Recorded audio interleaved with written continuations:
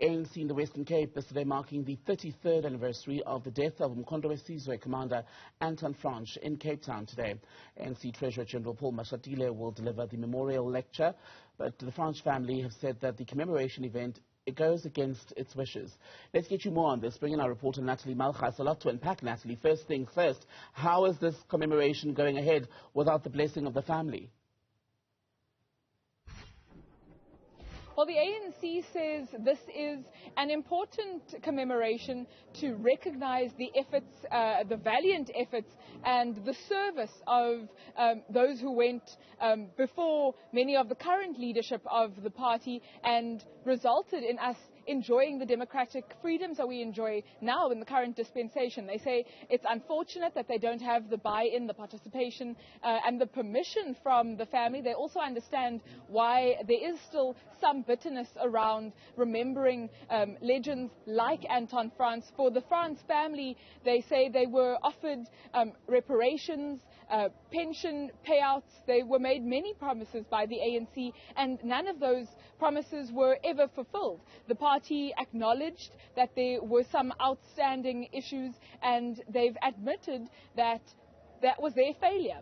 In the coming months, they hope to rectify all of those issues. In fact, saying that they want to do this for the Fransch family and for all the other legends, all the other families who are still waiting for reparations and recognition from the current government for the valiant efforts of their loved ones who quite literally put their bodies on the line for the freedoms that we're enjoying today. Behind us, you can probably see some of the preparations underway, the ambient sound of some of the instruments being fine-tuned for the memorial lecture that's expected to kick off any minute now. In fact, only interrupted and delayed by load shedding at the moment. So while there aren't any relatives of Anton Fransch himself, there are a lot of ANC supporters expecting the leadership of the ANC to arrive any minute now, the provincial leaders and of course Paul Mashatile, who is in town.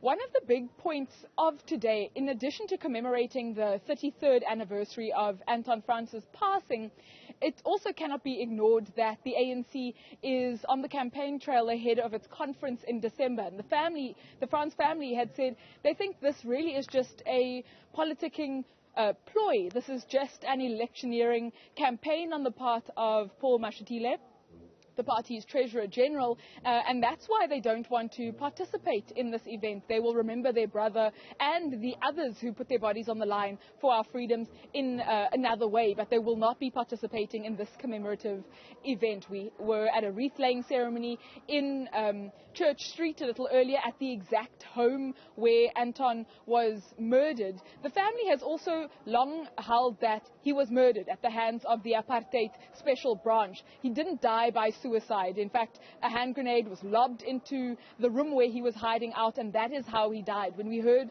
from the neighbors who had been living in that exact house for the last 30 years, they were present in the wee hours of the morning when that gunfight played out. They too corroborated the sentiments of the family. This wasn't a death by suicide. This was a murder at the hands of the apartheid special branch, Thembekile. On that very point, Natalie, when we commemorate 33 years since what is believed to have been a death by suicide, but the family is saying they believe it was an apartheid special branch murder. Just this week, you in fact have been covering an inquest into a similar death in the Western Cape, Imam Haroon.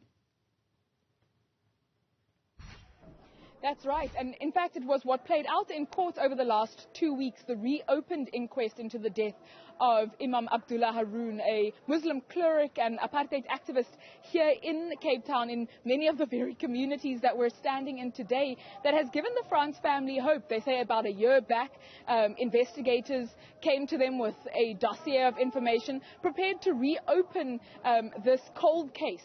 And an investigator has been assigned the Anton Fransch murder, and the investigator apparently has wound up their investigations. The dossier is now lying with the MPA, and the family hopes all of what they saw, in fact many of the family members were even in court during the hearing this week, they say all of what they saw and heard, they are quite encouraged that they too will have their day in court with a fresh set of eyes, fresh investigators and brand new evidence to refute what the apartheid state had tried to sell them 33 years ago.